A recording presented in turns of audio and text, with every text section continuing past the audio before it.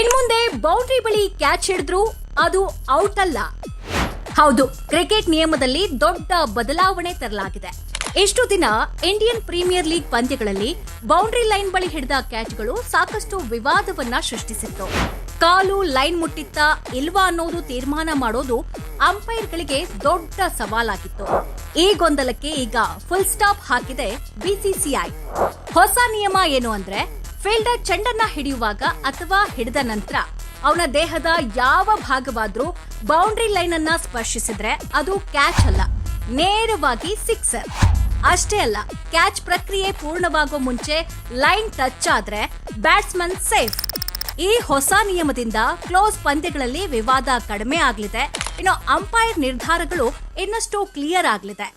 Boundary line ಬಳಿ ಹಾರಿ catch ಹಿಡಿದಾಗ ನಾವೆಲ್ಲ ಸ್ಟೇಡಿಯಂ ಅಲ್ಲಿ ಕೂತು ಕಣ್ಣಳಿಸಿ ನೋಡಿ ಸೂಪರ್ ಮ್ಯಾನ್ ಕ್ಯಾಚ್ ಅಂತ ನೋಡ್ತಾ ಇದ್ವಲ್ಲ, ಇನ್ಮುಂದೆ ಅವೆಲ್ಲವೂ ಕೂಡ ಸಿಕ್ಸರ್ ಆಗಲಿದೆ. ಬಿಸಿಸಿಐ ಹೊಸ ನಿಯಮದ ಬಗ್ಗೆ ನಿಮ್ಮ ಅಭಿಪ್ರಾಯವೇನು? ಕಮೆಂಟ್ ಮಾಡಿ ತಿಳಿಸಿ. ಹಾಗೆ ನಮ್ಮ ಫೇಸ್ಬುಕ್, ಇನ್ಸ್ಟಾ ಪೇಜ್ ಫಾಲೋ ಮಾಡೋದನ್ನ ಮರಿಬೇಡಿ.